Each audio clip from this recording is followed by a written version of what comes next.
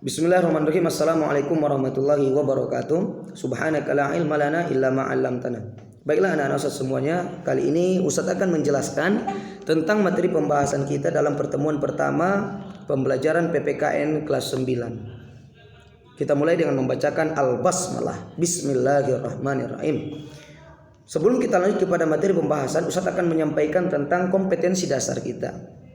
Yang mana kompetensi dasar tujuan umum dalam pembelajaran kali ini adalah membandingkan antara peristiwa dan dinamika yang terjadi di masyarakat dengan praktik ideal Pancasila sebagai dasar dan pandangan hidup bangsa. Kemudian untuk tujuan utama atau indikatornya adalah membandingkan penerapan Pancasila sebagai dasar negara dari masa ke masa. Nah, kali ini materi pembahasan kita itu berada di bab 1 di halaman 3. Nah, yang mana materinya adalah yang A. Silakan anak-anak buka bukunya. A. Penerapan Pancasila dari masa ke masa. Baiklah anak-anak seluruhnya, kita lihat, kita baca, kita dengarkan penjelasan yang akan saya sampaikan. Sejak proklamasi kemerdekaan, sejak tanggal 17 Agustus 1945 dan Pancasila ditetapkan sebagai dasar negara Indonesia merdeka pada tanggal 18 Agustus 1945. Nilai-nilai Pancasila mengalami dinamika seiring dengan perkembangan bangsa Indonesia dan juga dunia internasional. Dinamika itu menunjukkan gejala yang positif dan negatif. Nah, yang sekarang kita perlukan, apa saja gejala positifnya? Gejala positifnya adalah kematangan bangsa Indonesia dalam penerapan Pancasila atau dalam menerima Pancasila sebagai dasar negara dan pandangan hidup bangsa Indonesia. Jadi penerapan Pancasila dari masa ke masa ada 3 masa. Masa yang pertama adalah masa politisi. Jika ditanya, apabila ada pertanyaan, sejak kapan masa politisi di dalam penerapan Pancasila dari masa ke masa? Maka jawabannya adalah dari tahun 1945 sampai tahun 1968. Kita dengar dan kita lihat dan kita baca bahwa pada masa politisi atau penerapan nilai-nilai Pancasila ini diarahkan pada nation and character building, ya. Yang artinya masa ini merupakan awal pembangunan konsensus bahwa Pancasila merupakan tali pengikat persatuan dan kesatuan bangsa Indonesia dengan semangat Bhinneka Tunggal Ika.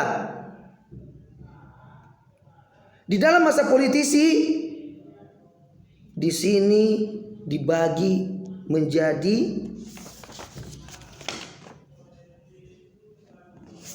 beberapa bagian. Yang pertama adalah masa awal kemerdekaan. Masa awal kemerdekaan ini dari tahun 1945 sampai 1950. Ya. Pada awal kemerdekaan Indonesia situasi ditandai dengan kondisi awal Indonesia merdeka. Kemudian pemerintah dijalankan oleh presiden dan dibantu oleh Komite Nasional Indonesia Pusat atau KNIP.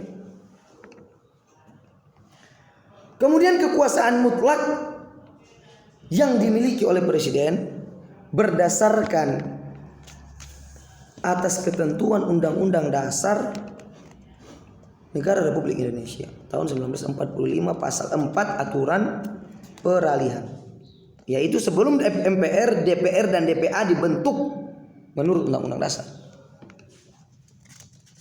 Dan segala kekuasaan dijalankan oleh presiden dengan bantuan sebuah komite nasional. Nah, kemudian ada masa demokrasi. Masa demokrasi liberal. Di zaman politisi ada yang namanya masa demokrasi liberal. Yang mana masa demokrasi liberal itu terjadi di tahun 1950 sampai 1959. Yang mana pada masa ini terjadi perubahan rumusan Pancasila pada mukadimah konstitusi yang disebut dengan RIS, Republik Indonesia Serikat, dan UUDS 1950. Ya. yaitu yang berbunyi ketuhanan yang Maha Esa, peri kemanusiaan, kebangsaan, kerakyatan, dan keadilan sosial. Pada masa ini dibuatlah peraturan pemerintah nomor 43 tahun 1958 yang menetapkan lambang negara Indonesia adalah Garuda Pancasila. Jadi ya, pada tahun berapa ditetapkan lambang negara Indonesia adalah lambang Garuda? Jawabnya adalah pada tanggal 1958. Nah, dalam hal ini selama masa demokrasi liberal ini penerapan Pancasila lebih cenderung menganut ideologi liberal. Selain itu, di beberapa daerah terjadi pemberontakan separatisme yang ingin memisahkan diri dari negara kesatuan Republik Indonesia. Ya, itu jelas, Ananda. Jadi kalian dan kita seluruhnya patut untuk mempelajari hal ini. Masa-masa kritis, masa-masa politisi jangan pernah kita anggap remeh. Dan bagi anak-anak Ustadz, di dalam hal ini kita sudah berpikir esok kita akan jadi siapa dan jadi apa dan untuk apa. Harapan Ustadz dengan materi pembelajaran pertemuan pertama PPKN ini, kita dapat mengambil kesimpulan ya, dan intisari dari pelajaran hari ini. Kunci atau evaluasi yang akan saya sampaikan. Ingat, yang pertama, di dalam masa penerapan Pancasila, dari masa ke masa banyak dinamika yang kita alami. Yang mana yang pertama itu dari masa politis, kemudian masa ekonomi, lalu kemudian masa reposisi dan aktualisasi. Di masa-masa yang sudah kita rangkum, Ustaz berharap kepada Anda silakan dibaca dan didalami apa yang sudah Ustaz sampaikan dari penjelasan materi kita kali ini. Semoga bermanfaat Anda dan semoga kita dapat bertatapan muka, dan semoga apa yang Ustaz sampaikan kurang lebihnya Ustaz mohon maaf dan minta maaf. Mungkin banyak kesalahan dalam penyampaian atau perkataan atau serta penyampaian yang kurang maksimal. Hanya saja Ustaz ingin sampaikan dan ingin Ustaz tegaskan kembali, jaga adab, karena karakter yang kita utamakan adalah karakter yang mulia, berbudi pekerti, berakhlakul karimah. Jadi dimanapun Anda berada, kunci daripada segala ilmu pembelajaran adalah adab. Dan semoga materi hari ini dapat dilaksanakan dan diaplikasikan dalam kehidupan sehari-hari. Kunci yang harus kita dapat pengambilan pelajaran hikmah di balik ini adalah kita selaku warga negara Indonesia patut dan seharusnya kita cinta kepada negeri kita dan menyampingkan segala kepentingan-kepentingan individu kita.